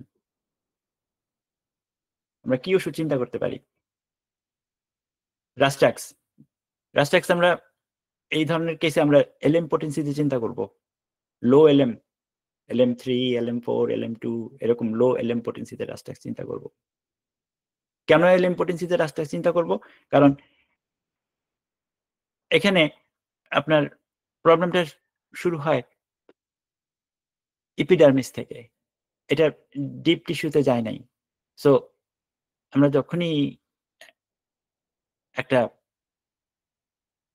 প্রবলেম যখন উপর থেকে শুরু হয় ভিতরের দিকে যায় এবং তার অরিজিনেশন হচ্ছে উপর থেকে, আমরা এমন একটা পোটেন্সি চিন্তা করব যে তার উপরের প্রবলেমটা যদি কমায় দিতে পারে, তার ভিতরের প্রবলেম হওয়ার পসিবিলিটি কম।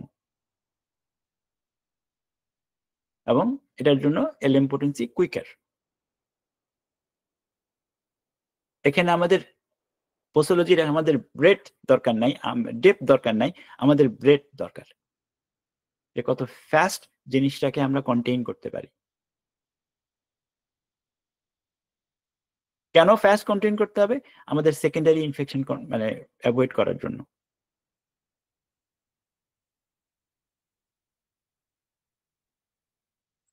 স্টেফালোকক্সিনাম সেম জিনিস, infection that doesn't get better over time. Graphites যদি অ্যাডভান্স স্টেজে যায়, এই এসএসএস যদি অ্যাডভান্স স্টেজে যায়, তখন গ্রাফাইটিসের কথা চিন্তা করতে হবে। Sulphur মেজেরিয়াম same idea.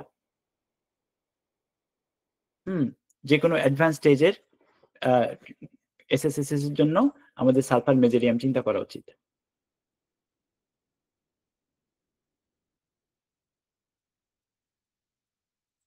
তো ইন জেনারেল আমরা এই কোয়াড্রুপল এস কে আমরা এইভাবে চিন্তা করতে পারি। নেক্সট ওয়ান হচ্ছে একথাইমা। এখন একথাইমা হচ্ছে মানে একটা ডিপ ফর্ম অফ ইম্পেটাইগো। এখানে জিনিসটা, এখানে এই আমার মাউস যেখানে, এটা এই যে লিজনটা এখানে, এটা ভিতরে ঢুকে গেছে। এটা স্ট্যাফ ইনফেকশনের জন্য হয়, আবার স্ট্রেপ ইনফেকশনের জন্য হয়। দুটোটাই কিন্তু এই প্রবলেম ক্রিয়েট করতে পারে। ছোট্ট একটা ভ্যাসিকল ক্রিয়েট হয়, স্মল ব্লিস্টার। হ্যাঁ, তারপরে ওইটার উপরে হার্ড একটা ক্রাস্ট জমে গ্রাফাইটিসের মতো। হ্যাঁ, তারপর ওটা ভিতরে ঢুকতে থাকে। যদি আমরা এই ক্রাস্টটাকে এখান থেকে রিমুভ করি, ভিতরে আলসার দেখা যাবে, মানে ভিতরে শুকায় নেই। বাইরে শুকিয়ে গেছে ঠিকই, কিন্তু ভিতরে শুকায় নেই।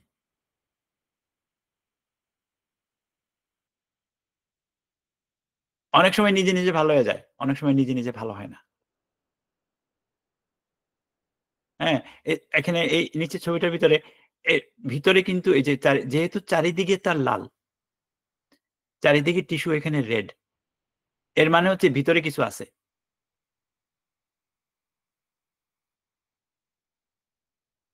ভিতরে কিছু কিছু আছে, কিছু না কিছু তো আছে ভিতরে। বাইরে হয়তো শুকিয়ে গেছে, কিন্তু ভিতরে কিছু না কিছু আছে।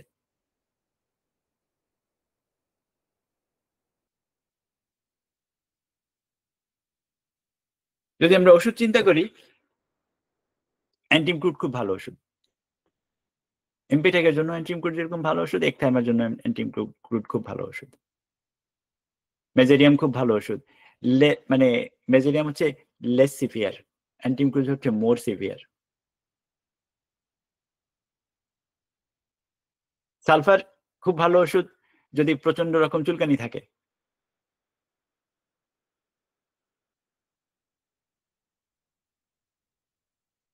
রেপাটোরিতে ডিরেক্ট রুব্রিক আছে একথাইমার, স্কিন ইরাপশন একথাইমা। এখানে অনেক ওষুধ আছে, আপনারা দেখে নেবেন যখন আপনারা যদি রেকর্ডিং দেখেন, এখান থেকে দেখতে পারবেন।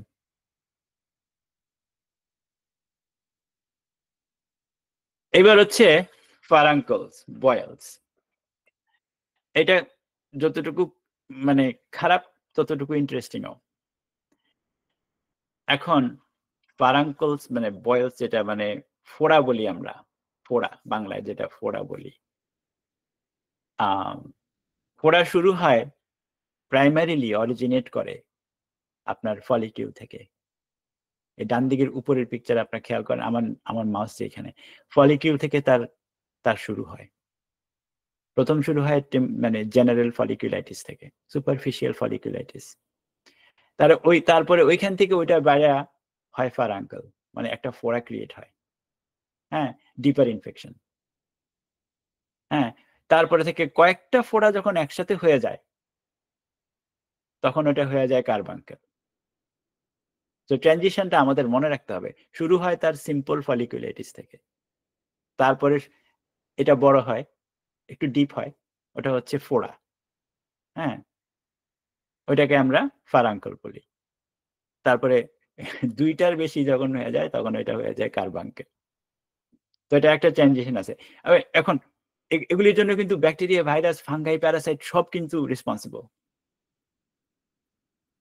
এই চারোটা প্রবলেমের জন্য, এই চারোটা কজের জন্য কিন্তু এগুলি হইতে পারে। এখন জানতে হবে কোনটা হয়েছে। এখন কথা হচ্ছে কিভাবে জানবো? আমরা যদি শিওর না থাকি, রুগীকে মেডিকেল টেস্ট করার জন্য পাঠাবো, তার স্কিন বায়োপসি করার জন্য পাঠাবো, স্কিন কালচার করার জন্য পাঠাবো, সোজা কথা।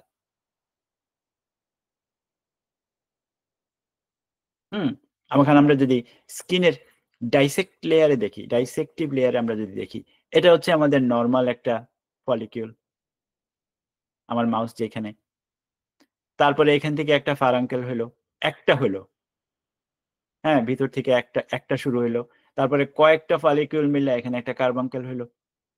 তো এই ছবিটা দেখেন, এখানে মানে একটু পরপরই এটা কিন্তু বেসিক্যালি ফারাঙ্কল, এখানে ফোড়া।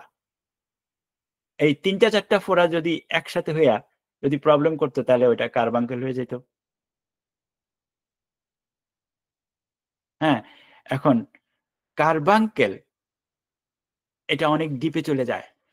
প্রবলেম হচ্ছে কার্বাঙ্কেল অনেক ডিপে চলে যায়, ইনফেকশন সিভিয়ার হয়ে যায়।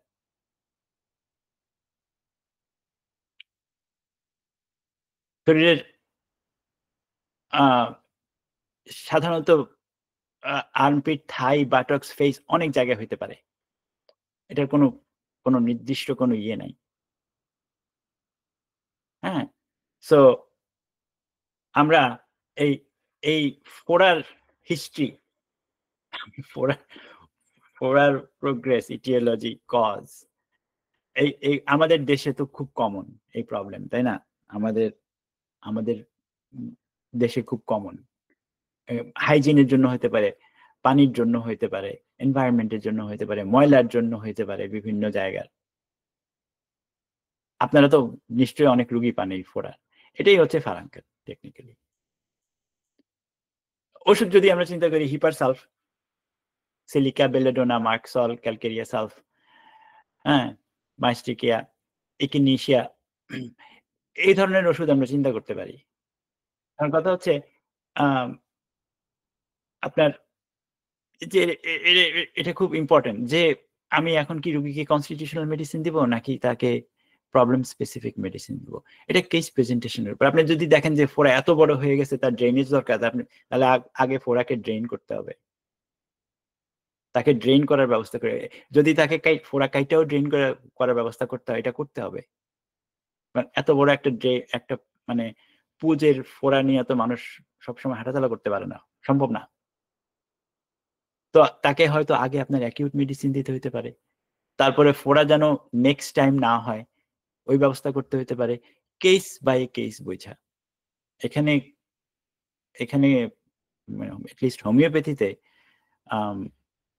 তো কোনো রকম বাধা ধরা কোনো ইয়ে নাই যে আমাকে আগে হিপার সাফ দিয়ে শুরু করতে হবে অথবা অন্য কোনো ওষুধ দিয়ে শুরু করতে হবে, কেস বাই কেস বুঝে আমাদের চিন্তা করতে হবে। হ্যাঁ, তো ক্যালেন্ডুলা খুব ভালো জিনিস, ভালো ওষুধ। টপিক্যালি দিলে, অয়েন্টমেন্ট অথবা মাদার টিংচারে দিলে অ্যাটলিস্ট ওই জায়গাটাই মানে ফার্দার ইনফেক্টেড হবে না। ট্যারেন্টুলা কিউবেন্সিস খুব ভালো ওষুধ যদি প্রচন্ড বেশি বার্নিং থাকে, মানে সালফারের 4 গুণ বেশি বার্নিং। হ্যাঁ, ফোড়া যদি খুব বেশি বড় হয়ে যায়, একদম বিভৎস দেখা যায়, তাহলে অ্যানথ্রাক্সিনাম খুব ভালো ওষুধ। হ্যাঁ, ক্রোটেলাস ওরিডাস খুব ভালো ওষুধ যদি ফোড়া সেপসিসের দিকে যাইতে থাকে। পাইরোজেনিয়াম খুব ভালো ওষুধ যদি ফোড়া সেপসিসের দিকে যাইতে থাকে।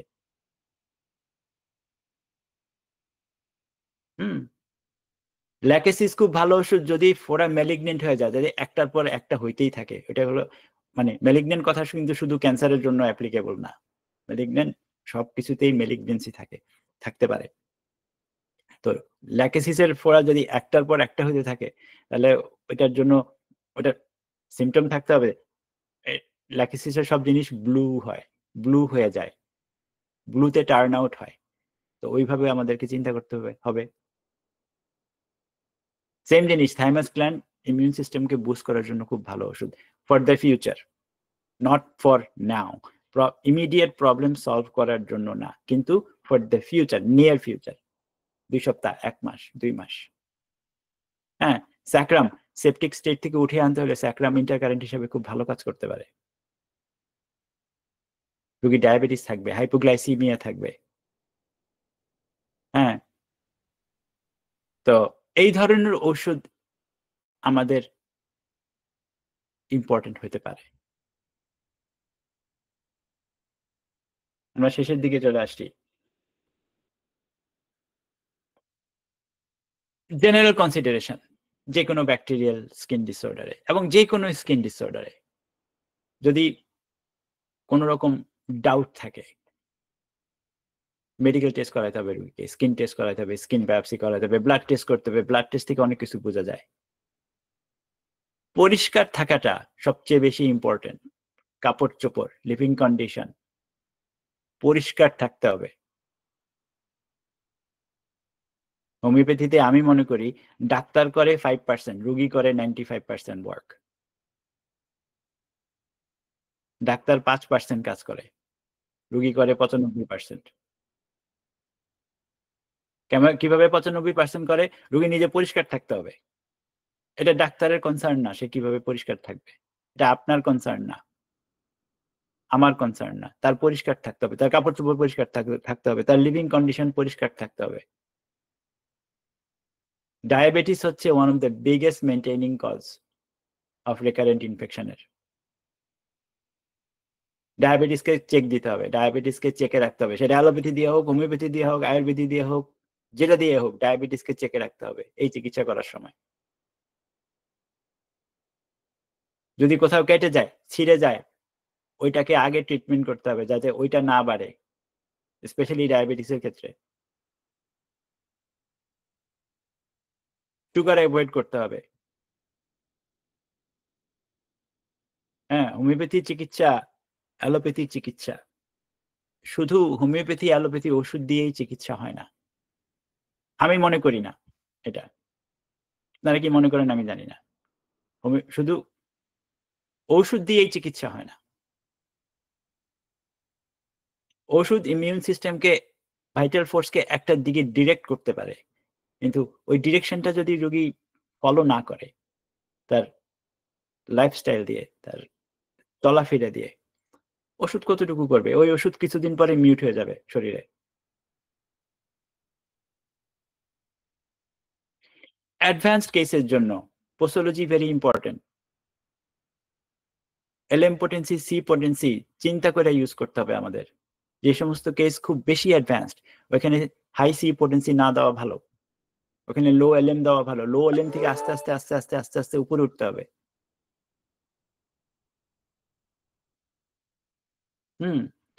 সি পোটেন্সি যদি ইউজই করতে হয়, তাহলে সি পোটেন্সি ইউজ করার আগে যদি এক্স পোটেন্সি পাওয়া যায়, এক্স পোটেন্সি খোঁজ করা উচিত ওই ওষুধের।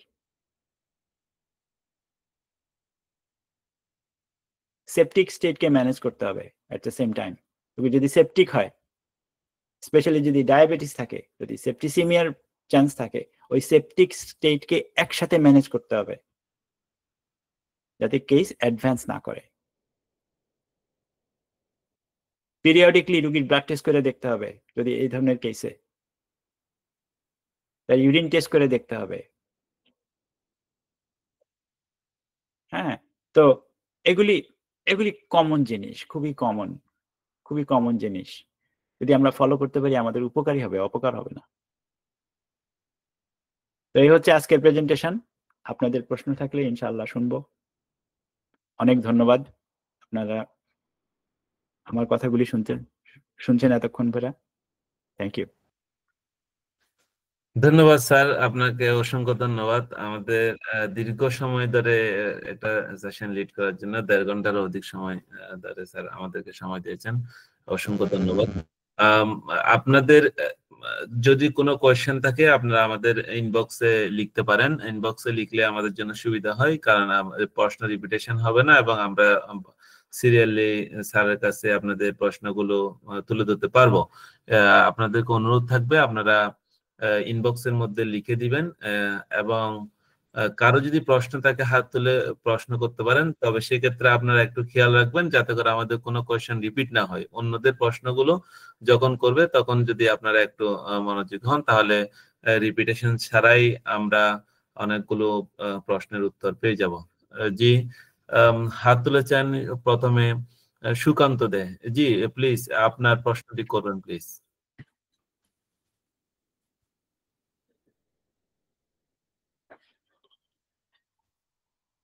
জি সুকান্ত দে, আপনি আপনার প্রশ্নটি করবেন। মাইক খোলা আছে কিন্তু আপনি একটু আনমিউট করেন।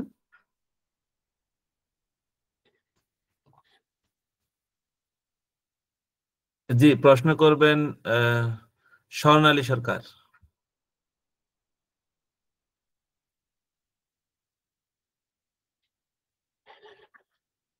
স্বর্ণালী সরকার, আপনি আপনার প্রশ্নটি করুন। জি স্যার, আমরা একটা কোয়েশ্চেন পেয়েছি ইনবক্সের মধ্যে। চর্মরোগ এবং একজিমা কি হোমিওপ্যাথিতে স্থায়ী আরোগ্য হয়, হলে কিরকম সময় লাগে?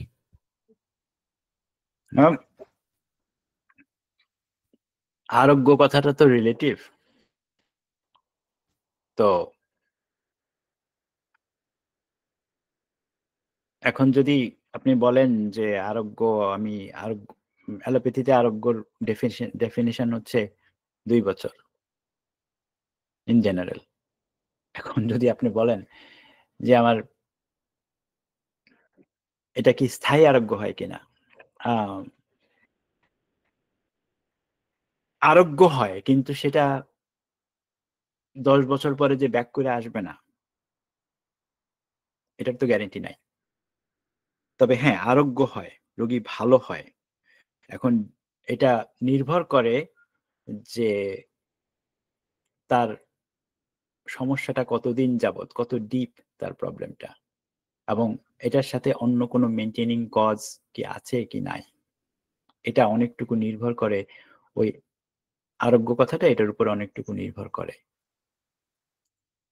একজিমা ভালো হয়, হোমিওপ্যাথিতে একজিমা ভালো হয়, কিন্তু বেশিরভাগ ক্ষেত্রেই যেটা হয় সেটা হচ্ছে যে রোগী অন্যান্য মেইনটেইনিং কজের জন্য, সেটা সে তার মনের অজান্তে হোক আর ইচ্ছাকৃত হোক আর অনিচ্ছাকৃত হোক, অন্যান্য মেইনটেইনিং কজের জন্য হয়তো একজিমা আবার ব্যাক করে আসতে পারে। এখন এটা কমপ্লিটলি ডিপেন্ড করে একটা মানুষের উপরে, কেস বাই কেস এটা ভ্যারি করে। তো আমি যদি এখানে আপনাকে বৈশা বলি যে এটা আরোগ্য হয় না, তাহলেও মিথ্যা কথা বলা হবে। আমি যদি আপনাকে এটা বলি যেটা আরোগ্য হয়, তাহলেও মিথ্যা কথা বলা হবে। কারণ আরোগ্য কথাটাই হচ্ছে রিলেটিভ একটা টার্ম। এখন যদি আপনি কারো ক্যান্সার ট্রিটমেন্ট করেন, যদি তার 20 বছর ক্যান্সার না থাকে আপনি ট্রিটমেন্ট করার পরে, তাহলে 20 বছর যদি তার বয়স যদি 80 হয়ে যায়, 60-এ যদি তার ক্যান্সার ডায়াগনোসিস হয়, আপনি 20 বছর পরে যদি ক্যান্সার রিকারেন্ট হয় আবার, তাহলে তো সে নর্মাল হায়াত পেলো না? তো ওইখানে তো আপনি তো তার আরোগ্য করছিলেন। 20 বছর পরে যে ক্যান্সার আবার কেস আবার রিকার করছে, অতদিনে তার হায়াত শেষ। তো এ কারণেই বললাম যে আরোগ্য কথাটা কিন্তু রিলেটিভ। এখন রোগী বোঝা, মানুষ বোঝা, তার তার তার ভাইটাল ফোর্সের স্ট্রেংথ বোঝা, তার ইমিউন সিস্টেম কতটুকু হোল্ড করতে পারে এটা বোঝা, তার লিভিং কন্ডিশন কি সেটা বোঝা, তার কোনো রকম অন্য কোনো মেনটেনিং কজ আছে কিনা সেটা বোঝা। এই আরোগ্য, এই এতগুলি টার্মের উপর আরোগ্য ডিপেন্ডেন্ট। তবে হ্যাঁ, এক্সিমা ভালো হয় হোমিওপ্যাথিতে। এটা আমি আপনাকে মনের জোর দিয়ে বলতে পারি, এক্সিমা ভালো হয়। এখন আমার যে কেস আছে, এখন আজকে 7 বছর চলতেছে, তার কোনো রেকারেন্স হয় নাই। এখন আগামী বছর যে তার রেকারেন্স হবে না, এটা আমি কিভাবে বলবো? কিন্তু এই 7 বছরে তার অন্য কোনো অর্গান ড্যামেজ হয় নাই, তার স্কিনের উপরে কোনো প্রবলেম আসে নাই, তার গ্রোথে কোনো সমস্যা হয় নাই, তার ব্লাড সিস্টেমে কোনো প্রবলেম হয় নাই। তা আমি বলতে পারি ইন জেনারেল যে কেসটা আরোগ্য হয়েছে। এখন যে তার 20 বছর পরে এই এক্সিমা ফিরে আসবে না, এটা তো আমি গ্যারান্টি দিতে পারি না, তাই না? আশা করি আপনার প্রশ্নের উত্তর দিতে পারছি। জি স্যার, আমাদের আরেকটা কোয়েশ্চেন, সেটা হচ্ছে এমআরএস এ টেস্ট বুঝতে কি টেস্ট দিতে হয়? এমআরএস এ সাধারণত আপনার টিস্যু স্যাম্পল নিয়ে চেক করা হয়। সাধারণত টিস্যু স্যাম্পল নিয়ে চেক করা হয়। স্কিনের ক্ষেত্রে আপনার আপনার পাস স্যাম্পল নিয়ে, পুজের স্যাম্পল নিয়ে অথবা টিস্যু স্যাম্পল নিয়ে এমআরএস এ চেক করা হয়। এমআরএস এ আপনার ইউরিনের ক্ষেত্রে ইউরিন স্যাম্পল নিয়ে চেক করা হয়।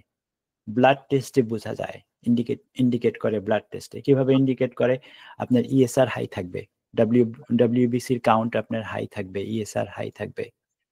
হ্যাঁ, নিউট্রোফিল আপনার ভ্যারি করবে, থেকে নিউট্রোফিল ভ্যারি করবে। প্লেটলেট কাউন্ট, প্লেটলেট বড় হবে ছোট হবে, এভাবে আপনার ব্লাড টেস্টে ইন্ডিকেট করে যে তার একটা ব্যাকটেরিয়াল ইনফেকশন চলতেছে। এটা হচ্ছে প্রাইমারি। স্কিন সোয়াবটা actually, skin biopsy, skin swab এগুলি হচ্ছে সেকেন্ডারি টেস্ট।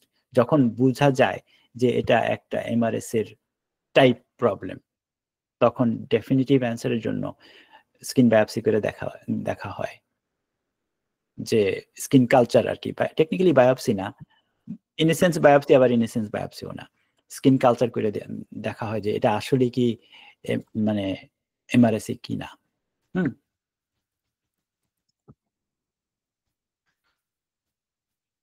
জি স্যার,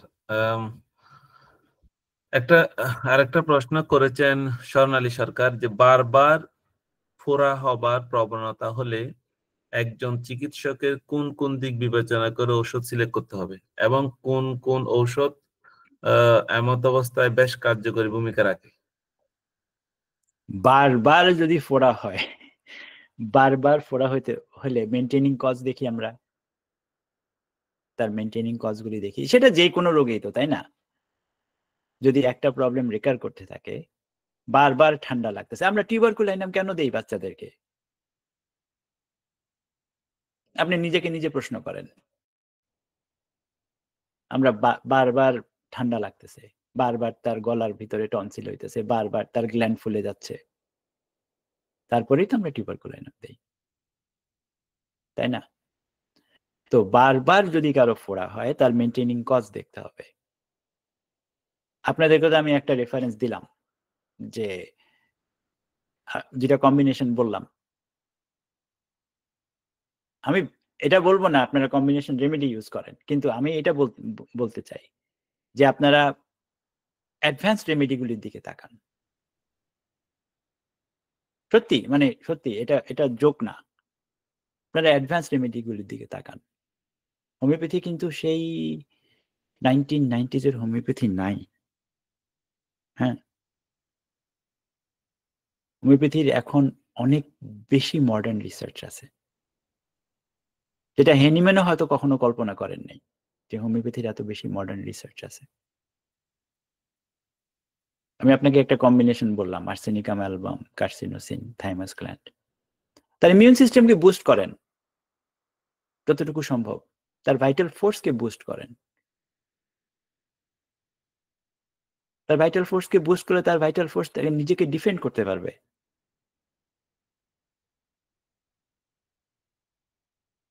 হুম, তার ভাইটাল ফোর্সকে আমরা চেষ্টা করি বুস্ট করতে।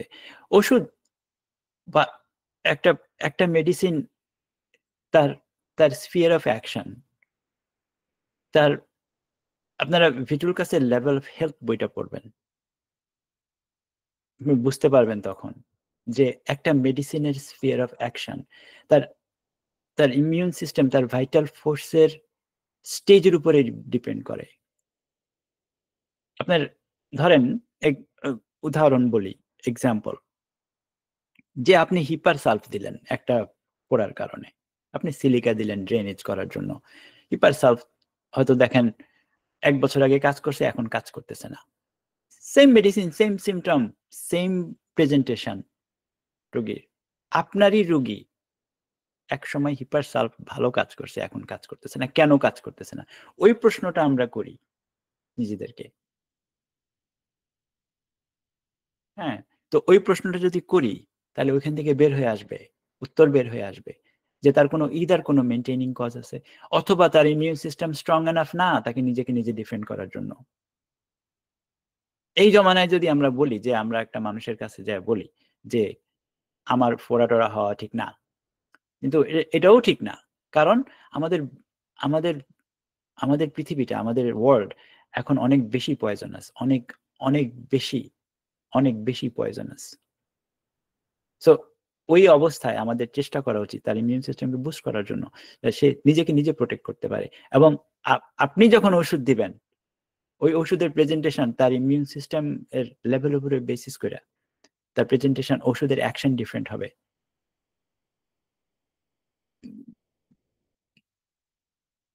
ওকে, ধন্যবাদ স্যার। স্যার আমাদের প্রশ্ন করেছেন রিজওয়ানুর রহমান। তিনি প্রশ্ন করেছেন, সালফার দিলে চামড়া ফুলে যায়, চুলকানি হয়, আর্সেনিক দিলে চেপে যায় কিন্তু তবুও চুলকায়, মেডিসিন কি দেয়া যায়?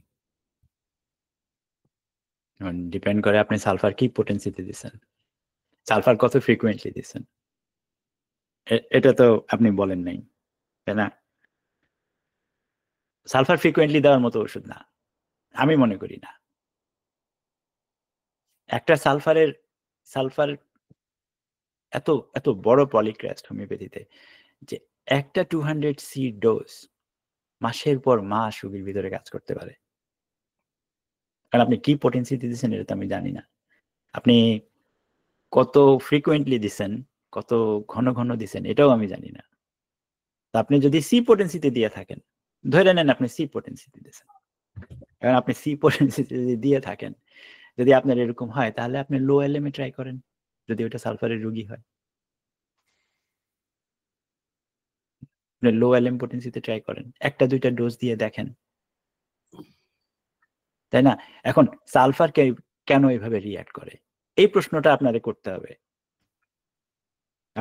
আমি আপনার হইয়া প্রশ্ন করলাম, আমাকে করলাম, সালফার কেন এত বেশি রিঅ্যাক্ট করে? সালফার এই কারণে রিঅ্যাক্ট করে যে সালফারের কোর হচ্ছে যে যেই কোনো প্রবলেমকে তার সেন্ট্রিফিউগালি বের করে দেওয়া। হোমিওপ্যাথিতে সালফার, লাইকোপোডিয়াম, ক্যালকেরিয়া ফ্যামিলির যত ওষুধ আছে প্রত্যেকটা ওষুধের অ্যাকশন সেন্ট্রিফিউগাল। সেন্ট্রিফিউগাল কথাটা হচ্ছে ভিতর থেকে বাইরে। আপনি ফুলকপি, বাঁধাকপি, ফুলকপি, তারপরে ফুলকপি ধরেন, আমাদের ভেজিটেবল ফুলকপি দেখছেন না? ফুলকপি হচ্ছে সেন্ট্রিফিউগাল, তার সমস্ত তার মোটা ব্রাঞ্চটা একসাথে সবগুলিকে ধরে রাখে। তার জন্মই হয় ভিতর থেকে বাইরে। তো সালফার হচ্ছে সেন্ট্রিফিউগাল রেমেডি, লাইকোপোডিয়ামের মতো, ক্যালকেরিয়া কার্বের মতো। সো যেই কোনো ন্যাট্রামিউরিটিকামের মতো যেই কোনো সেন্ট্রিফিউগাল রেমেডি সব সময় ভিতর থেকে টান দিবে। এ কারণে সাধারণত আমি ইন জেনারেল কাউকে 1-2 ডোজ বেশি ন্যাট্রামিউরিটিকাম 200 এর বেশি দেই না। সালফার যদি দেই সিঙ্গেল ওয়ান একটা ডোজ 200 অথবা এলএম পোটেন্সিতে। এখন আপনি জানেন যে আপনার কেসের প্রেজেন্টেশন কি, সেটা তো আমি জানি না। কিন্তু যদি কোনো ওষুধ দিয়ে দেখা যায় যে ওষুধের প্রুভিং সিমটম দিচ্ছে মেডিসিন, তাহলে দুইটার একটা হয়েছে, ওষুধটা কমপ্লিটলি ইনকম্প্যাটেবল অথবা ওষুধের পোটেন্সি এবং পোসোলজি বেশি হয়ে গেছে। কিভাবে বেশি হলো? তার ভাইটাল ফোর্সের সাথে ওষুধের পোটেন্সি মিলে নেই। হোমিওপ্যাথি হচ্ছে আপনার এইখানে আপনার জেনেটিক্স, এইখানে ওষুধ থাকতে হবে, এইখানে যদি হয় প্রবলেম, এইখানেও যদি হয় প্রবলেম, ওষুধ থাকতে হবে এইখানে। প্রবলেম লেয়ার হচ্ছে এইটা, আর আমাদের ওষুধ থাকতে হবে এইখানে, এইখানেও প্রবলেম, এইখানেও প্রবলেম।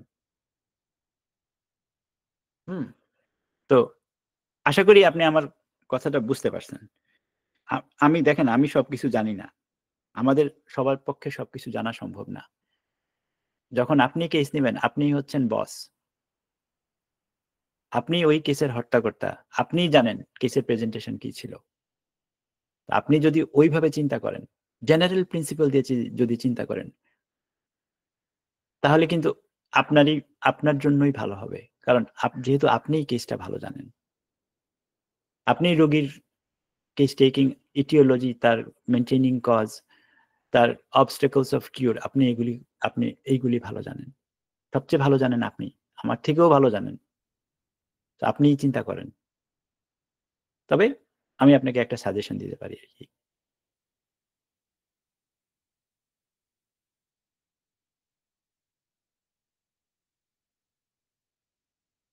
একজন প্রশ্ন করছেন, 1 ডোজ সালফার কি দীর্ঘদিন ধরে কাজ করে? এটাও ডিপেন্ড করে। গতকালকের একটা কেস বলি আপনাকে। এখানে মোহাম্মদ আব্দুল আলিম আপনি প্রশ্ন করছেন যে 1 ডোজ সালফার কি দীর্ঘদিন ধরে কাজ করে? নাকি একটা কেস বলি, গতকালকের একটা কেস। কেসের প্রেজেন্টেশন বলি। প্রথম কেসের প্রেজেন্টেশন হচ্ছে যে 20 বছরের একটা ছেলে, তার জন্ম থেকে সে ল্যাকটোজ ইনটলারেন্ট। যেদিন থেকে হয়েছে মার বুকের দুধ পর্যন্ত সে খেতে পারে নাই।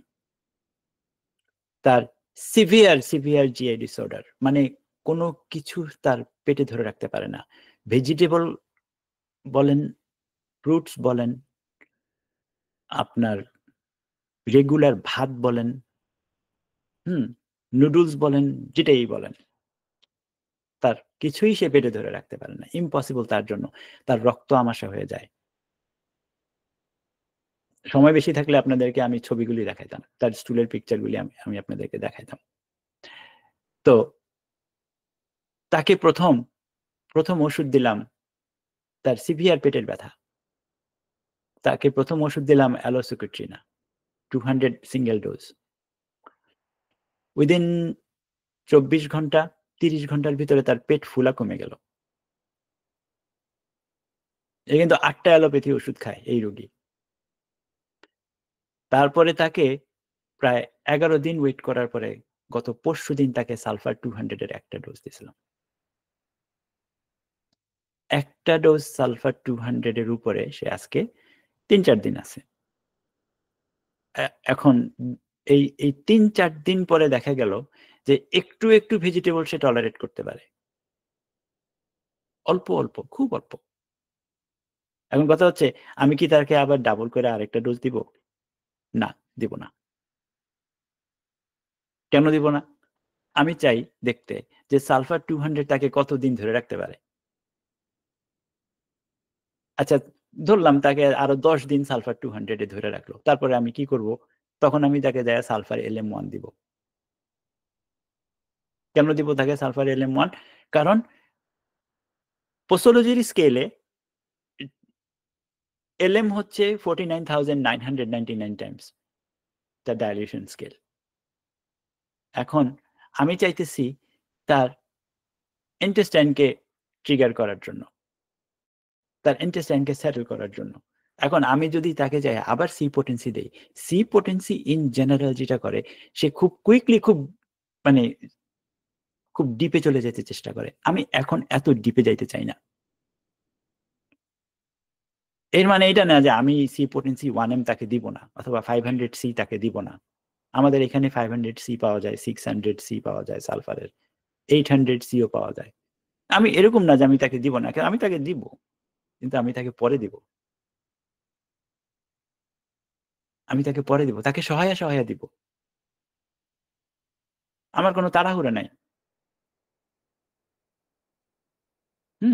তো এইভাবে আমাদের যদি আমরা চিন্তা করি আর কি, তাহলে আমাদের ওষুধ থেকে আমরা অনেক বেশি রেজাল্ট বের করে নিয়ে আসতে পারবো। সালফারের অ্যাকশন খুবই সেন্ট্রিফিউগাল, খুবই সেন্ট্রিফিউগাল। তো আমি জানি না আমি আপনার কথার উত্তর দিতে পারছি কিনা, তবে আমি চেষ্টা করছি। একজন প্রশ্ন করছেন 6 মাসের বাচ্চা পালমোনারি হাইপারটেনশন, এমত অবস্থায় সালফার M7 এক ডোজ প্রয়োগ করে কি যেতে পারে? আপনি M7 কেন দিবেন? একটা জিনিস আপনাদের সাথে শেয়ার করি আজকে, এটা টিনা স্মিথের বই থেকে পড়ে শিখছি। মানে একদম শিখছি মানে কি, মানে মানুষকে দিয়ে দেখছি, শুধু পড়ি নাই, মানে মানুষকে দিয়ে দেখছি। এলএম স্কেলের আপনি যদি 200 সির সাথে যদি এলএম স্কেলকে কম্পেয়ার করতে যান, সেটা হচ্ছে LM6।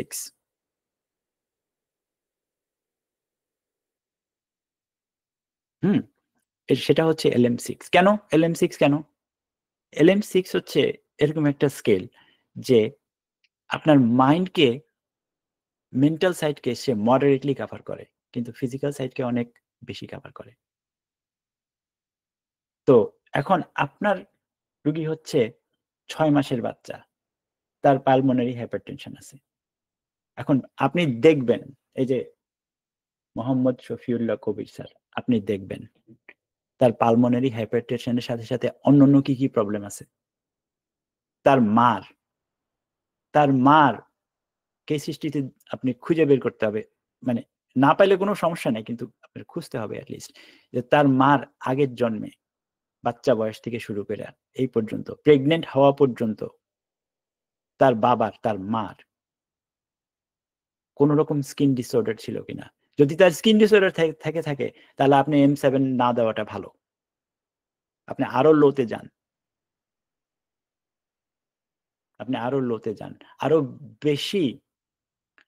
আরো বেশি কাপিং করে আপনি এলএম পোটেন্সি ইউজ করেন। আমরা পোসোলজির আমাদের একটা ক্লাস হয়েছিল এখানে, আমি আপনাদের সাথে শেয়ার করছি ফারুক মাস্টার স্যার কিভাবে কাপিং করেন। আপনি কাপিং মেথডে যান, আপনি যদি ভয় থাকে আপনি কাপিং মেথডে যান। হ্যাঁ, তো এক ডোজ প্রয়োগ করা যেতে পারে, কিন্তু আপনি সিলেক্ট করবেন যে তার ভাইটাল ফোর্স কতটুকু স্ট্রং এনাফ। আপনি সিলেক্ট করবেন, সেটা আমি জানি না, আমি আপনার রোগীকে দেখি নাই।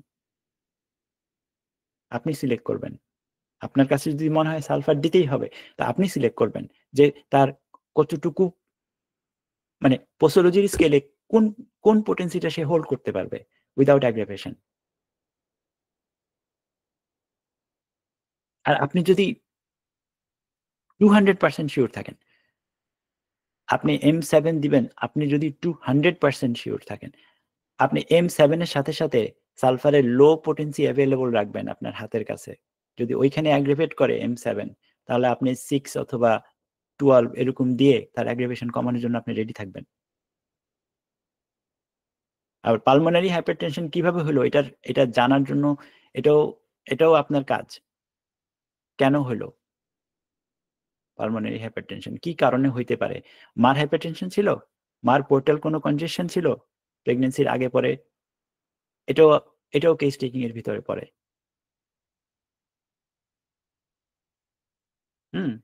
আশা করি আপনার প্রশ্নের জবাব দিতে পারছি। স্যার কোয়েশ্চেন আসছে ফলিকুলাইটিস এর 3 রেমেডি মাস্ট, সেগুলো কি?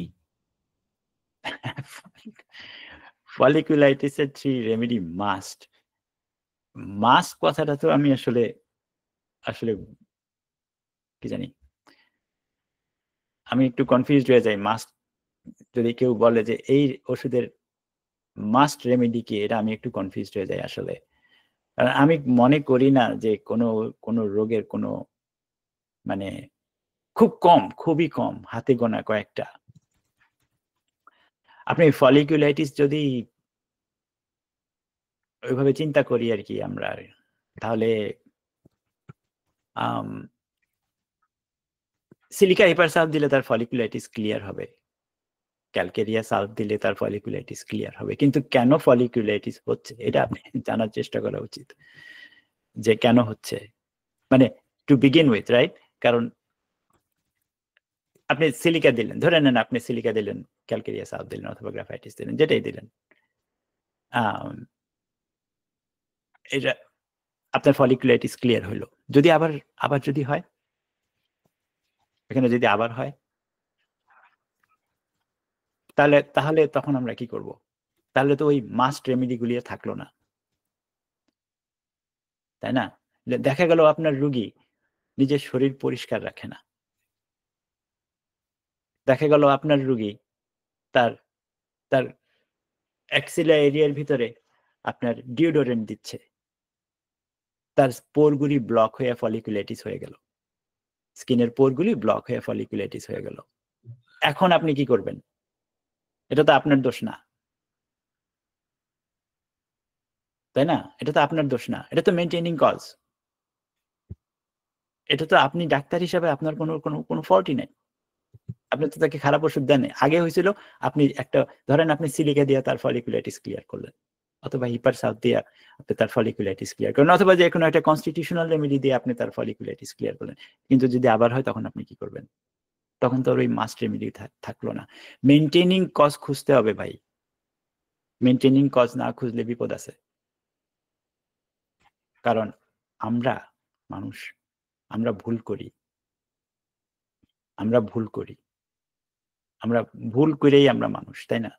তা আপনার রোগী হয়তো ভুল করতে পারে, সে দেখা গেল আপনি মানা করলেন আপনি ডিওডোরেন্ট দিয়ে না আপনার বগলের নিচে, উনি মহিলা মানুষ, উনি লজ্জা পায় উনার বগলের নিচে গন্ধ হইলে, ঘাম হইলে, উনি ডিওডোরেন্ট দিয়ে উনি উনার কাজ চালায় নিল, তারপরে দেখা গেল ওইখান থেকে ফলিকুলাইটিস হয়ে গেল। এটা আপনার দোষ না।